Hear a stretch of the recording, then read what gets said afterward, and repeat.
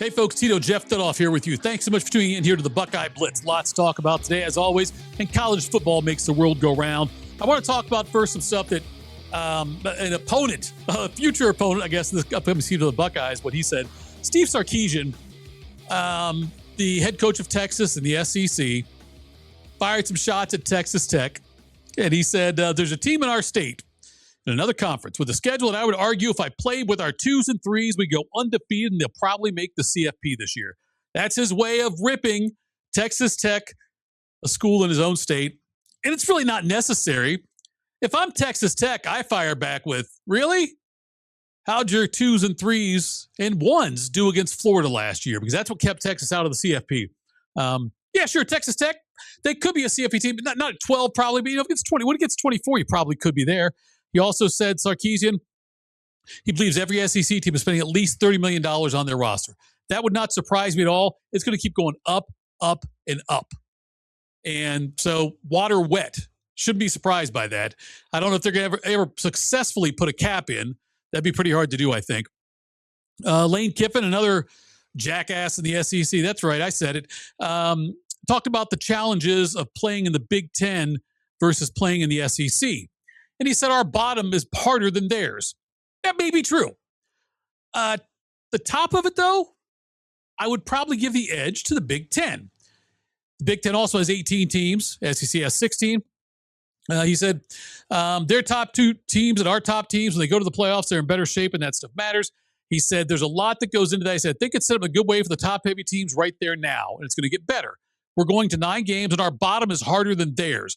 And our bottom stadiums are harder to play in than theirs. So we're going to beat each other up more. They're going to sit up there and have 2 or 3 hard games a year. More than that, in a lot of cases.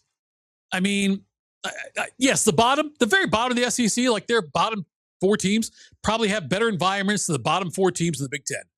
Absolutely probably fair in that one. But the Big Ten's a tough-ass conference. Look at Ohio State this year. They're playing Oregon and Indiana both. Indiana on the road at USC. USC has 9 returning starters on offense. They've got Iowa on the schedule on the road. They've got Illinois on the schedule. It's not like it's cupcakes galore. Washington head coach Jedd Fisch, he has a potential solution to the scheduling issues. And he believes in the first 3 weeks of the season, the Power 4 conferences should play each other. Like Big Ten plays the Big 12 one week, Big Ten teams play the SEC one week, and Big Ten teams play the ACC the other week. Just go through and do it that way. You have 3 Power 4 non-conference games, and then you go right into your conference schedule. And he said, if the team you want to play outside of that, make it a preseason exhibition game. I've long lobbied for that. Ohio State this year has a couple of cupcakes in Ball State and Kent State. They're a 49.5-point favorite against Ball State already, by the way.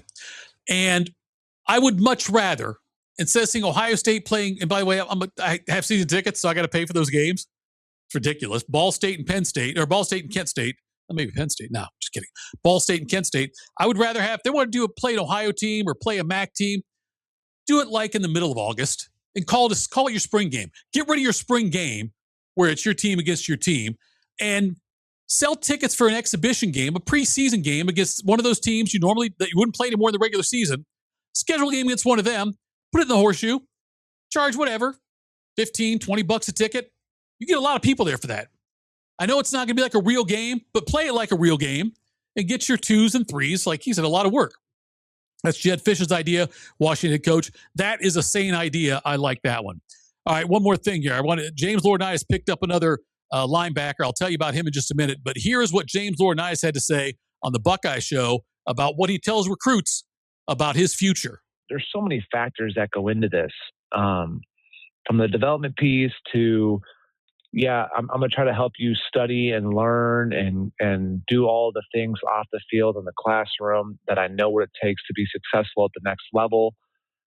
There's also, I think, a comfort when it comes to knowing that, like, this is my alma mater. This is home for us, for our family.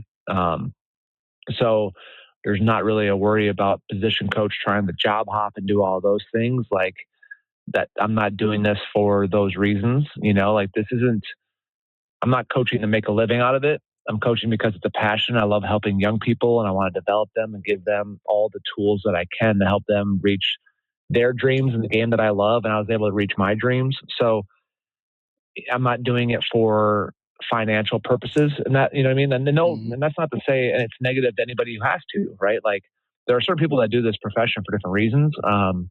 But it is something that comes up. It's like, oh, I know Coach Laurinaitis will be there because, he's a Buckeye.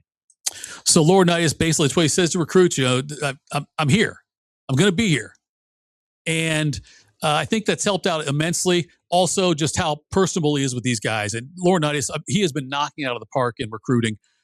He picked up Prince Goldsby, who is a linebacker out of just outside of Kansas City, 2027 class, 6'3", 205. And he was offered by a lot of different schools before Laurinaitis even got involved.